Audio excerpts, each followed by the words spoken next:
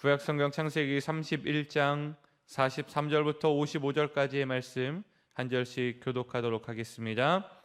라반이 야곱에게 대답하여 이르되 딸들은 내 딸이요 자식들은 내 자식이요 양떼는 내 양떼요 내가 보는 것은 다 내 것이라. 내가 오늘 내 딸들과 그들이 낳은 자식들에게 무엇을 하겠느냐.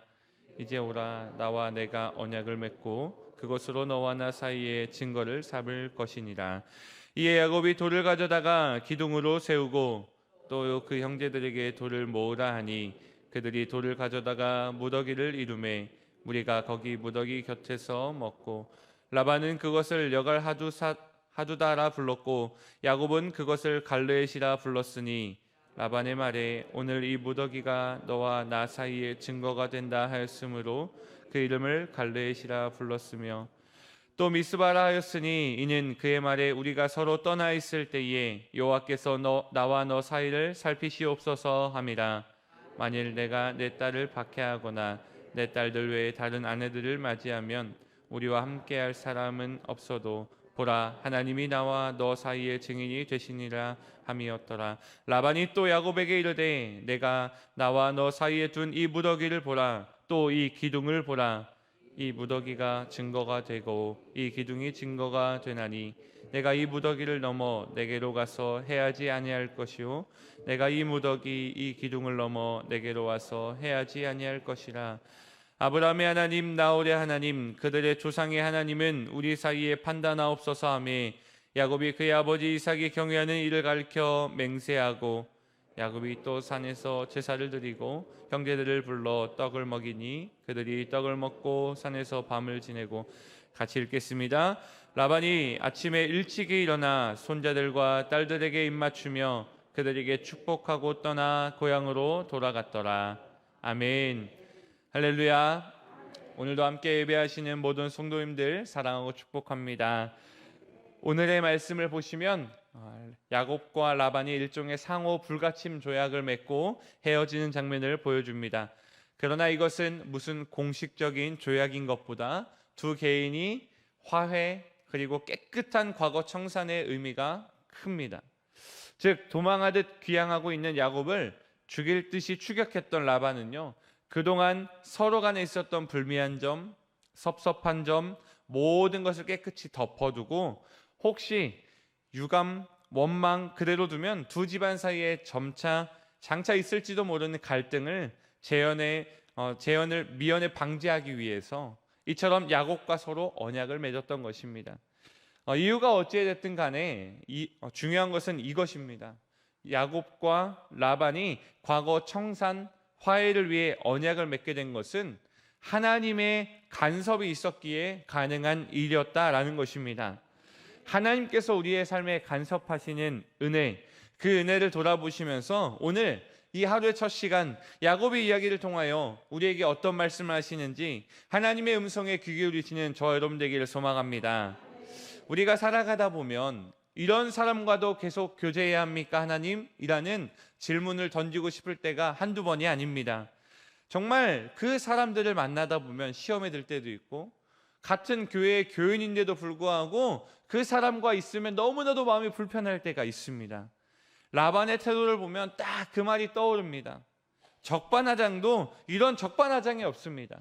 그럼에도 우리는 화평을 선언하며 살아가야 하는데요. 그 이유는 마태복음 5장 9절에 예수님께서 이렇게 말씀하셨기 때문입니다. 화평하게 하는 자는 복이 있나니 그들이 하나님의 아들이라 일컬음을 받을 것이미요. 아멘. 예수님께서 이렇게 말씀하셨습니다. 화평하게 하는 자는 복이 있다. 그들이 하나님의 아들이라 일컬음을 받을 것이미요. 왜 이런 말씀하셨을까 잠시 묵상해 보았습니다. 예수님께서 화평하게 하는 자가 복이 있고 하나님의 아들이라는 예수님과 같은 칭호를 받을 수 있다라는 것은 왜 그런가? 예수님과 같은 마음이 아니면 그것이 불가능하기 때문입니다. 하나님 안에서 우리가 화평하게 하는 자로 쓰임받는 저 여러분 되기를 소망합니다. 야곱과의 대화를 통하여 라반의 태도가 어떠했는가 한번 보시면 창세기 31장 43절과 44절에 보면 이렇게 적혀 있습니다. 라반이 야곱에게 대답하여 이르되 딸들은 내 딸이요 자식들은 내 자식이요 양떼는 내 양떼요 내가 보는 것은 다 내 것이라. 내가 오늘 내 딸과 그들이 낳은 자식들에게 무엇을 하겠느냐? 이제 오라. 나와 내가 언약을 맺고 그것으로 너와 나 사이의 증거를 삼을 것이니라 라고 말하고 있습니다. 주장을요, 어떤 주장을 펼칩니까? 다 내 거라라고 말하고 있습니다. 딸들도 내 딸이고 자식들도 내 자식이고 양떼도 다 내 거다라고 이야기하고 있다라는 것입니다. 얼마나 세상을 자기중심적이고 이기적으로 살아가고 있는지 우리는 볼 수 있습니다. 정말 이 말 속에 라반의 태도를 본다면 정말 그 사람과 다시는 만나고 싶지 않을 그런 마음까지도 싹 틀 것 같습니다. 오늘날 살면서 만나는 사람들도 이런 사람들이 참 많지요. 이제 한 명만 낳아 기르다 보니까요, 사람들이 정말 애지중지 키움받고 아직 가정 안에서 공동체성을 배우지 못한 사람들이 많아서 더 이기적인 세상이 되어간다라는 글을 본 적이 있습니다. 자신이 소유한 물질, 건강, 명예, 심지어 자식들까지 내 것이라 생각하여 자기 마음대로 자녀를 휘두르려고 하는, 소유하려는 태도를 가진 부모님들도 만나게 됩니다. 그러나 그런 사람들에게도 우리는 화평을 선언해야 합니다. 우리는 이런 사람과도 화해해야만 합니다. 그들이 화해를 요청하지 않는다면 우리가 먼저 화해를 요청해야만 합니다. 그래서 이런 자들과도 화평으로 교제해야만 합니다. 우리는 하나님이 이 모든 것을 주셨고, 하나님이 창조하시고, 하나님이 섭리하셔서 우리가 가질 수 있게 하셨음을 믿음으로 알고 있는 자들입니다. 그런데요, 아직 하나님을 모르는 자들은 이것을 내 것이라 선언할 수 있습니다. 하나님을 만났음에도 불구하고 아직 성화가 완성되지 않았기에, 예수님 만나는 그날까지 우리는 성화가 계속되어야 되기에 하나님 앞에서 이런 자들을 만날 때마다 그런 자들 이해해 줄 수 있어야 되고, 화평을 선언할 수 있어야 되고, 그들과도 교제해야만 합니다. 그렇기에 우리는 이런 모습의 사람이 있을 수 있는 바, 우리는 확실하게 알아야 하는 바, 시편 24편 1절 2절의 말씀을 기억하며 그들과 교제해야만 합니다. 땅과 거기에 충만한 것과 세계와 그 가운데 사는 자들은 다 여호와의 것이니라. 다 하나님의 것입니다. 그들도 하나님의 것입니다. 그 사람도 하나님의 것입니다. 그렇기에 우리는 하나님이 지으신 모든 존재, 하나님이 만드신 그 물건들 다 하나님의 것임을 선포하고 그들과 모든 것들과 화평하게 살아가야만 하는 것입니다. 그렇기에 세상의 모든 것이 하나님의 것임으로 말씀으로 기억되어 있기에, 말씀으로 우리에게 명령하셨기에 이 모든 것을 자기 것이라 생각하는 자들을 불쌍히 여기고 화평을 위한 노력을 해야만 하는 것입니다. 화평이라는 것은요, 사실 나만의 노력으로 되는 것이 아닙니다. 상대방도 함께 해줘야 그 화평이 완성됩니다. 그런데 더 확실한 것은 교회와 가정에서 더 어렵습니다. 그런데 더 확실한 것은 그리스도의 몸된 교회가 화평하게 유지되기 위해서는요, 우리 모두가 노력해야만 한다라는 것입니다. 목사나 장로와 같이 특정한 직분자들만 노력한다고 되는 것이 아니라라는 것입니다. 모든 성도님들이 교회 지도자들을 믿고 순종할 때 가능한 일이고, 지도자들은 성도들을 자기 몸과 같이 사랑함으로 예수님과 같이 섬길 때, 하나가 될 때 교회가 화평하게 된다라는 것입니다. 그렇다면 우리는 무엇을 해야만 합니까? 화평을 위해 공동체의 올무나 가시가 되는 것이 아니라 하나가 되기 위해 내가 낮아져야만 합니다. 나를 버려야 됩니다. 나는 죽고 예수가 사는 삶이 교회에서나 가정에서나 직장에서나 삶에서 시작되어야만 한다라는 것입니다. 그 모습을 야곱이 오늘 실천하고 있습니다. 54절의 말씀을 보면요, 야곱이 형제들을 불러서 떡을 먹었다라고 기록하고 있습니다. 여기서 형제들이 누구입니까? 라반의 아들들입니다. 라반의 가족들입니다. 누구보다도 야곱을 괴롭히고 시기하고, 야곱이 자신들의 아버지 것을 다 빼앗아 갔다고, 그래서 야곱이 부자가 됐다고 모함한 자들입니다. 창세기 31장 1절이 그 증거지요. 야곱이, 라반의 아들들이 하는 말을 들은즉 야곱이 우리 아버지의 소유를 다 빼앗고 우리 아버지의 소유로 말미암아 이 모든 재물을 모았다는지라 라고 모함한 자들이었습니다. 이 얼마나 억울한 일입니까? 한 일도 한 번도 그런 적이 없는데 야곱은 이런 모함을 받았지요. 그런데요, 그 야곱은 밤새 자신을 추격해 온 그들이 배고플까 봐 그것을 헤아려 떡을 주어 먹게 하는 것을 보게 됩니다. 이처럼 어쩌면 원수로 볼 수 있는 그들까지도 사랑한 은혜를 베푸는 야곱의 행동이야말로 오늘 우리의 모습, 우리가 본받아야 할 모습이지 않을까 묵상해 봅니다. 우리가 이처럼 원수까지도 사랑해야 되는 이유 잘 알고 계시죠? 예수 그리스도의 사랑이 우리 안에 있기 때문인 줄로 믿습니다. 우리가 범죄하여 하나님과 원수되었던 자들이었습니다. 하나님의 용서와 사랑으로 말미암아 하나님의 자녀가 백성이 된 자들입니다. 로마서 5장 8절에 우리가 아직 죄인 되었을 때에 그리스도께서 우리를 위하여 죽으심으로 하나님께서 우리에 대한 자기의 사랑을 확증하였느니라. 아멘.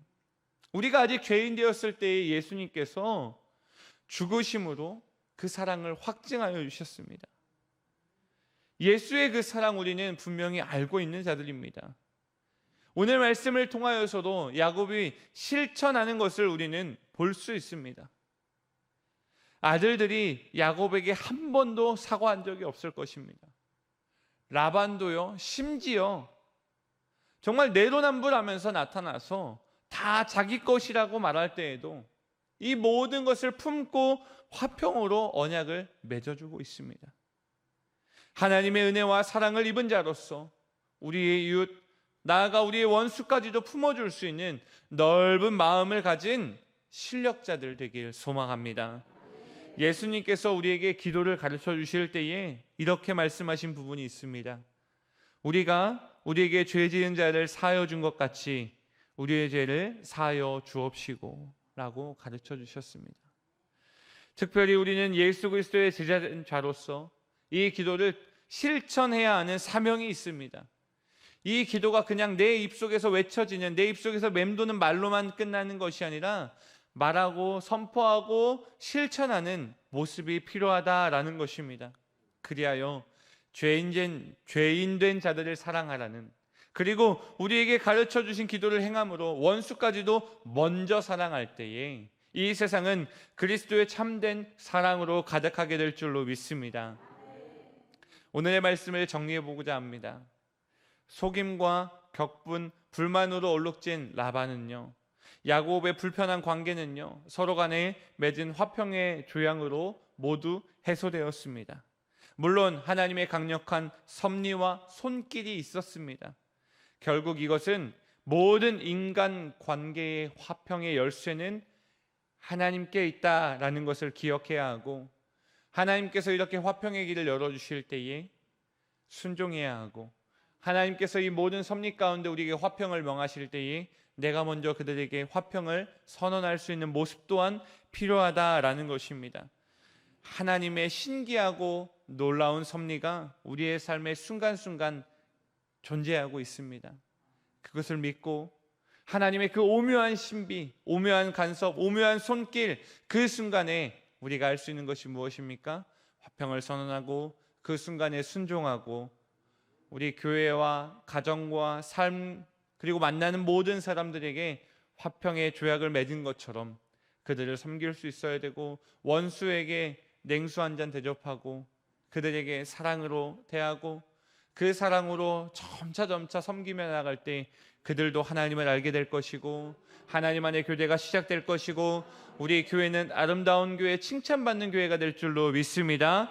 이 시간 그러한 은혜를 사모하며, 은혜의 순간을 사모하며 오늘 하루의 삶을 결단하고 이 모든 것이 하나님의 것이고 그 사람도 하나님의 것임을 고백하고 욕심을 버리고 이 사람까지도 사랑해야 하는가 낙담이 올 때에 원수까지도 사랑할 수 있는 예수 그리스도의 제자된 자로서 그들을 섬길 수 있는 모습이 우리의 삶에 시작되기를 소망합니다.